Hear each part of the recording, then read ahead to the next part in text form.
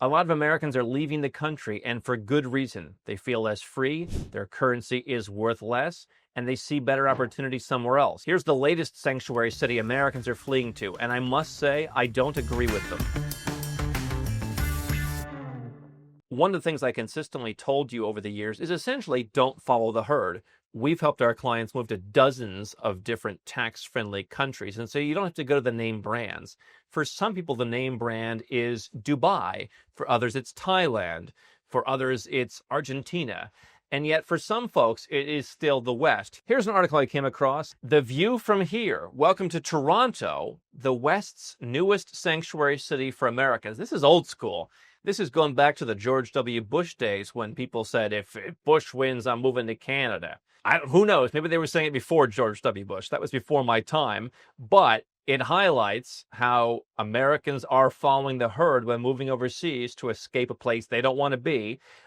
In the real world, it says Toronto is becoming a popular sanctuary, just as during the Vietnam War, when many American families, including that of urbanist Jane Jacobs, flocked north. Today, the continent's fourth largest city is welcoming disaffected U.S. academics and scientists. Once known as the leader of the free world, these days the U.S. feels more like 1933 in Germany, says Marcy Shore, a professor of Eastern European intellectual history, who is leaving Yale for the University of Toronto's Monk School of Global Affairs. Now, you might say to yourself, these people are more left-wing.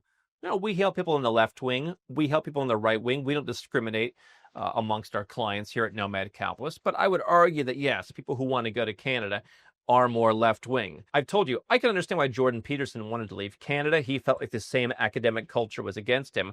I don't understand, other than it was just easier for him and he didn't consider other options, why he would want to go to the U.S. when there's so many other places that would be open to what he does and more aligned with him.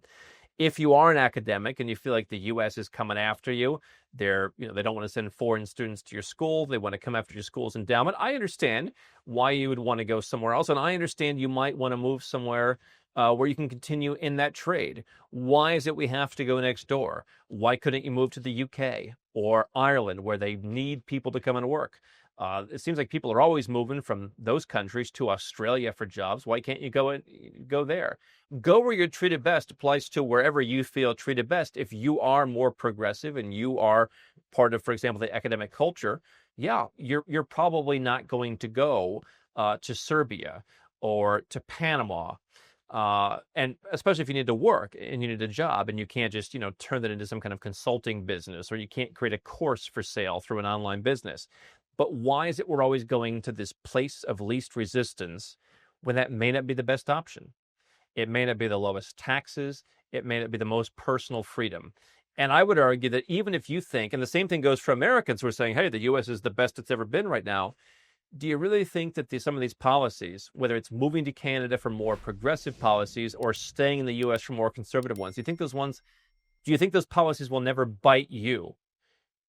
I always find it amusing when I see the headlines in the United States of people who voted for, let's just take Trump, because we've seen these in both Trump terms. People voted for Trump, and then their favorite waitress from the local deli gets deported because she was from the Philippines. I don't know, maybe she did nothing wrong. And they always say, oh my, but she's not one of the bad hombres. Why'd you get rid of her? Well, do you think it's never going to come and bite you? Do you think progressivism in Canada is never going to come and bite you? You think they're never going to crack down on your speech or your ideals in the future? Why don't we just go where we're treated best? And in my opinion, one of the ways to do that is just to kind of float above society somewhere. Why do you have to move somewhere and get involved in their politics? Why don't you just go there, believe you're going to be safe because you did the research, it's the place that you feel good enough about, and just do your thing. Why do you need to become a political activist or join protests where you go? If you go somewhere and you don't like it, you go somewhere else. You choose the best place that works for you now. It lasts 5 years, 10 years, maybe 20 years, maybe a lifetime. And if it stops working, you move. Like, people have this great inherent fear of moving, and if they do move, don't move too far. Somehow it's okay to move from California to Texas for tax savings, but move from California to Panama? Ooh, that's scary stuff. Why? It's not much further. In fact, LA to Panama City is closer than LA to New York, or LA to New Hampshire, where they also have low taxes. I don't get it. Why is it if you're leaving the country, you have to go to the country next door? I understand, like, it's convenient, but it's intellectually lazy. Again, we've helped our clients move to almost 36 different countries around the world. And we primarily focus on countries that have low or no taxes. Imagine if you opened up the Canadas of the world, which have incredibly high taxes, how many places we could help our clients move to. And I say to myself, your best option, go where you're treated best, is probably not the country next door.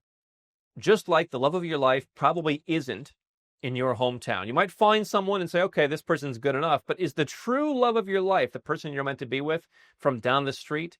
Statistically improbable. Is the most free country in the world the one you were born in? I know it seems like, oh, I'm the luckiest guy in the world. Of course it was. Yeah, probably not. And in the same way, the country next door probably isn't either. Now, the article goes on, and again, it is an article largely for academia. It says, once known as Toronto the Good, the city has its problems, not least of all its shameful history of anti-Semitism. But for its newest residents, hear this, the city's greatest virtue is that it's beyond the reach of Donald Trump. First of all, not really entirely true. It's right next door. I grew up in Cleveland, Ohio. It's right across the lake. Toronto. It's hardly out of the reach of the world's largest and most powerful economy, despite the fact that relationships with the U.S. and Canada have somewhat fractured. If the U.S. trumped up some charges against some academic who moved to Toronto, do you think the Canadian government would be the least cooperative in the world? I mean, it wouldn't be like the person moved to Iran or to Russia. Yeah, Canada would still cooperate. Now, I remember when Trump was getting inaugurated, there were people from his first administration saying, maybe I should move overseas because what's he going to do to me? How's he going to make my life difficult? I certainly don't think you should go out and do anything wrong. But if you think just doing what you normally do is going to become wrong, i.e. you served in political office, i.e. you're an academic, i.e. you have an unpopular but constitutionally protected opinion, if you think that's going to be weaponized against you, maybe you don't want to move right across a bloody lake. Maybe you want to move to a place a little bit further away, not because you've done anything wrong, because we check out our clients. We don't want to work with people doing bad stuff. We work with people doing good stuff. But I also realize if this is your fear so much that you're leaving the country, number one, if you're going to move. Go to the right place, even if it's a little bit longer plane ride. And number two, if you genuinely believe that you're out of the reach of Donald Trump, then actually be out of the reach of Donald Trump.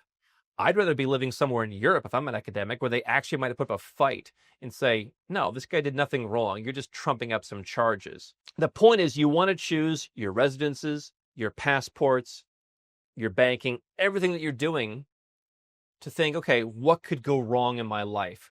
What could go wrong in the world, and protect yourself from that. If you're going to move.